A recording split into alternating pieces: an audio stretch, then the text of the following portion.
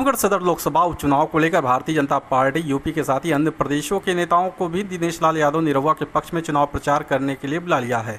इसी कड़ी में कंदरापुर स्थित जयपुरिया स्कूल परिसर में वेदांता ग्रुप द्वारा आयोजित वैश्य समाज सम्मेलन में पहुंचे बिहार प्रांत के प्रदेश अध्यक्ष व सांसद डॉक्टर संजय जायसवाल ने सपा पर निशाना साधते हुए कहा कि इस बार आजमगढ़ की जनता ने यहां कमल खिलाने की तैयारी कर ली है और जो इसे सैफई की जागीर समझते थे उसे मिटाने का काम करेंगे। वैसे सम्मेलन में पहुंचे डॉक्टर संजय जायसवाल का जयपुरिया स्कूल के डायरेक्टर आलोक जायसवाल, वेदांता हॉस्पिटल के निदेशक विशाल जायसवाल व ऋत्विक जायसवाल ने माला पहनाकर उनका जोरदार स्वागत किया। सम्मेलन को संबोधित करते हुए डॉक्टर संजय जायसवाल ने कहा कि वैसे समाज को सिर्फ सुरक्षा की चिंता होती है और योगी जी और मोदी जी की सरकार में लॉ एंड ऑर्डर के चलते वैसे समाज पूरी तरह अपने व्यापार को लेकर सुरक्षित महसूस कर रहा है। वैसे समाज पूरी तरह से भारतीय जनता पार्टी के साथ खड़ा है और क्या कुछ कहा बिहार भाजपा के प्रदेश अध्यक्ष डॉक्टर संजय जायसवाल ने, आप भी सुनिए। कल शाम से मैं आजमगढ़ लोकसभा क्षेत्र में विभिन्न स्थानों पर घूम रहा हूं और सभी जगह भारतीय जनता पार्टी के उम्मीदवार दिनेश लाल निरहुआ के लिए अभूतपूर्व उत्साह दिख रहा है। एक पूरे इस लोकसभा की मानसिकता बन गई है कि आजमगढ़ को सैफई की जागीर समझी जा रही है और इस बार इस भ्रम को मिटा देना है। दिनेश जी चुनाव हारने के बाद भी लगातार इस क्षेत्र में रहे। जो लोग कभी इस क्षेत्र में जीतने के बाद भी नहीं आए और एक तरह से आजमगढ़ को चारागाह समझते हैं, इस बार उन सभी का भ्रम दूर हो जाएगा। दिनेश लाल निरहुआ जी के प्रति जो सपोर्ट है, आज भी मैं जो बैठक कर रहा हूँ या इतनी बड़ी बैठक आज हो रही है, वह सभी व्यक्ति दिनेश लाल यादव निरहुआ जी के लिए हैं और आजमगढ़ के लिए खास करके पूर्वांचल एक्सप्रेसवे के रूप में योगी जी ने इतने कम समय में इतनी बड़ी योजना का स्वरूप दिया। ये एयरपोर्ट बनने को तैयार है। योगी जी के सरकार में आजमगढ़ जिन नई ऊंचाइयों को प्राप्त कर रहा है, निश्चित तौर पर इस बार भारतीय जनता पार्टी का सांसद आजमगढ़ से बनेगा। आजमगढ़ जिले के एक होटल में प्रेस वार्ता का आयोजन किया गया, जहां लखनऊ डिवाइन हार्ट एवं मल्टी स्पेशलिटी हॉस्पिटल के chairman doctor professor A K. Srivastava ने दिल से संबंधित बीमारियों व उनके बचाव के उपाय बताए।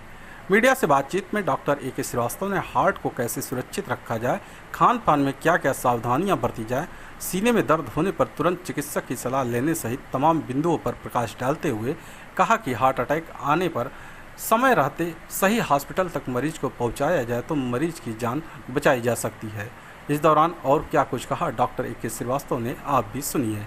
उद्देश्य ये है कि आज के बदलते परिवेश में हृदय रोग एक बहुत बड़ी समस्या हो गई है और हृदय रोग के कारण जो है वो उसमें यह है डायबिटीज़ जो है लोगों को बहुत हो रहा है और खान पीन में परेशानी हो रही है और जो स्मोकिंग है या एक्सरसाइज ना करना, वसा युक्त बहुत जो है भोजन करना, तो ये सब कारण हृदय रोग के हैं। तो उसी पे आज ये चर्चा हुई है कि अगर हृदय रोग हुआ है और कोरोनरी आर्टरी डिजीज़ जिसके होने से हार्ट ब्लॉकेज होने से हार्ट अटैक हो जाता है, डेथ भी लोगों की हो जाती है, तो उससे कैसे हम जो है रोकथाम करें और क्या क्या नई चीज़ें आई हैं इस समय जिससे हम उनका उपचार कर सकते हैं। तो पहले तो जो है अगर हार्ट का तकलीफ़ है तो उनकी जांच कराना चाहिए, ईसीजी कराना चाहिए, एक्सरे कराना चाहिए, इको टीएमटी कराना चाहिए और अगर दर्द होता है तो फिर एंजियोग्राफी भी कराना चाहिए। अब एंजियोग्राफी में अगर आर्टरी बंद निकलती है तो उसके तरीके हैं, या तो दवा हो सकती है या छल्ला पड़ सकता है जिसको स्टेंटिंग कहते हैं, या फिर बाईपास सर्जरी हो सकती है। लगभग तो 1 दशक पहले सर हार्ट के पेशेंट का इलाज कराना स्टेंट बहुत महंगा माना जाता था। हाँ, वर्तमान में वो काफ़ी सस्ता हो गया चुका है। और मैं तो क्या भविष्य में ये आपकी क्या अपेक्षा है या क्या उम्मीदें हैं मेडिकल तकनीक में, स्टेंट कम होगा या और महंगा हो सकता है? नहीं, मैं बताऊं आपको, ये सारे जो अगर क्रेडिट कहा जाए मैं तो अगर मैं ए पॉलिटिकल आदमी हूं तो धन्यवाद जाता है हमारे आदरणीय मोदी जी को। उन्होंने कंपनियों को बुलाकर कहा कि आप इतने कम में देंगे। जो 85,000 का स्टेंट है आज वो 32,000 का है। 32,000 के ऊपर कोई भी जो है 1 पैसे ज़्यादा नहीं ले सकता इस देश में। तो उन्होंने जो है कहा कि नहीं, हमें लोगों को ये फ़ायदा देना है और आप अपने मार्जिन को कट करिए और इतने कम दाम में करिए। यही स्टैंड जब शुरू हुआ था तो 1,25,000, फिर 90,000, फिर 85,000, आज 32,500 का स्टैंड है। और मेरे ख्याल से उनकी कंपनियों की लागत होती, इससे नीचे नहीं जाएगा, और जब तक ये सरकार और इनका प्रभाव रहेगा तो ये ऊपर भी नहीं जाएगा। आजमगढ़ जिले के सिधारी थाने की पुलिस ने किशोरी को बहला फुसलाकर दुष्कर्म के आरोपी को गिरफ्तार किया है।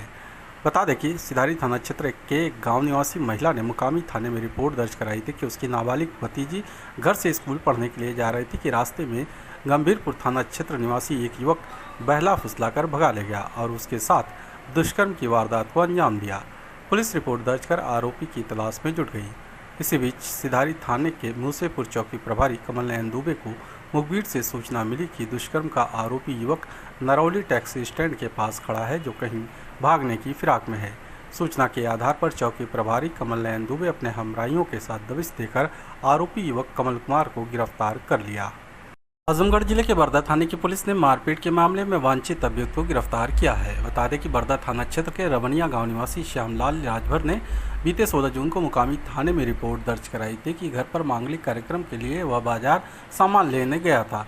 वापस लौटते समय विपक्षियों ने मारपीट कर उसे घायल कर दिया। इतना नहीं, मुकदमा वापस लेने के लिए जान से मारने की धमकी दे रहे हैं। पुलिस रिपोर्ट दर्ज कर आरोपियों की तलाश में जुट गई। इसी बीच बरदा थाने पर तैनात वरिष्ठ उप निरीक्षक शमशेर यादव को मुखबिर से सूचना मिली कि मारपीट के मामले में वांछित एक अभियुक्त अपने घर पर मौजूद है। सूचना के आधार पर वरिष्ठ उप निरीक्षक शमशेर यादव अपने हमराइयों के साथ दबिश देकर अभियुक्त सोनू को गिरफ्तार कर लिया। आजमगढ़ जिले की सिधारी थाने की पुलिस ने दहेज हत्या में वांछित 4 अभियुक्तों को गिरफ्तार किया है। बता दें कि रानीसराय थाना क्षेत्र के चकमेउआ गांव निवासी राम भवन चौहान ने सिधारी थाने में रिपोर्ट दर्ज कराई थी कि उसकी भतीजी संयोगिता को उसके ससुराल वाले दहेज के लिए प्रताड़ित करते थे और उसकी हत्या कर शव को फंदे से लटका दिया। पुलिस रिपोर्ट दर्ज कर आरोपियों की तलाश में जुट गई। इसी बीच सिधारी थाने पर तैनात वरिष्ठ उप निरीक्षक संजय कुमार सिंह को मुखबिर से सूचना मिली कि दहेज हत्या के वांछित अभियुक्त टुल्लूगंज तिराहे पर मौजूद है। सूचना के आधार पर पुलिस ने घेराबंदी कर दहेज हत्या में वांछित 4 अभियुक्तों को गिरफ्तार कर लिया। आजमगढ़ जिले में हो रहे लोकसभा उपचुनाव में बसपा प्रत्याशी शाह आलम उर्फ गुड्डू जमाली के पक्ष में चुनाव प्रचार करने पहुंचे बलिया जिले के रसड़ा विधानसभा विधायक उमाशंकर सिंह ने सपा पर जमकर हमला बोला। जिले के सिधारी स्थित होटल पार्क ग्रीन में आयोजित प्रेस वार्ता के दौरान मीडिया से बातचीत में विधायक उमाशंकर सिंह ने सपा व भाजपा को बी टीम बताया। कहा कि दोनों ही पार्टियां आपस में नंबर 2 और 3 के लिए लड़ रही हैं। यहां बसपा प्रत्याशी से ही दोनों ही पार्टियां लड़ रही हैं, कारण कि दोनों ही पार्टी लड़ाई में बीएसपी को ही देख रही हैं। उन्होंने कहा कि इस बार जनता ने जिले के बेटे को जिताने का काम करेगी। बाहरी वालों को जनता ने अब नकार दिया है। और क्या कुछ कहा रसड़ा विधायक उमाशंकर सिंह ने, आप भी सुनिए। जा रहा है और काफ़ी गांव में जाने का मुझे अवसर भी मिला है, जा भी रहा हूँ, लेकिन हर जहाँ पे जा रहा हूँ केवल एक ही लोगों के दिमाग में बैठा हुआ है कि क्या आजमगढ़ जो एक अपने आप में ऐसी धरती कही जाती है कि क्या इस धरती पे कोई लोकसभा के लायक प्रत्याशी नहीं था किसी दल के लिए, चाहे समाजवादी पार्टी का हो या चाहे भारतीय जनता पार्टी का हो। विशेष तौर से समाजवादी पार्टी के लिए लोगों का ये कहना है कि हम लोग वो भी कार्यकाल देखे हैं जब 2014 में समाजवादी पार्टी की सरकार थी और माननीय मुलायम सिंह जी पार्लियामेंट का चुनाव जीते थे। वह सांसद रहते हुए भी, उत्तर प्रदेश में सरकार रहते हुए भी कोई ऐसा काम नहीं कर पाए कि हम लोग इसको कम से कम पब्लिक के सामने परोस कर रख सकें। फिर वही बात हुआ 2019 में हमारे सपा बसपा के साथ गठबंधन था, माननीय अखिलेश जी चुनाव जीते और अखिलेश जी चुनाव जीते तो बड़ा लगा कि नहीं, अखिलेश जी कम से कम आजमगढ़ के लिए विशेष तौर से भाई जो पूर्व सीएम है काफ़ी कुछ कर सकते थे। हमारा भी उसमें योगदान था हमारी पार्टी का।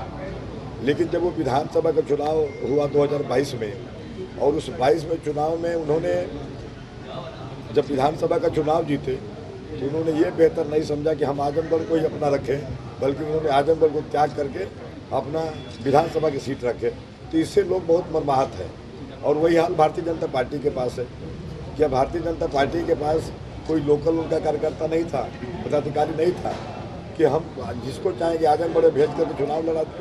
आजमगढ़ पिकनिक सेंटर तो है नहीं, तो इसलिए अब लोगों के मन में अच्छा वो दूसरी बात, हमारे जो प्रत्याशी हैं गुड्डू जमाली जी 2 बार विधानसभा के सदस्य रहे और इस बार विशेष तौर से कुछ वैसी परिस्थिति आई, उनको समाजवादी पार्टी ने लालच देकर के अपने में बुला लिया और कहा कि आप आ जाइए, हम आपको विधानसभा चुनाव लड़ाएंगे।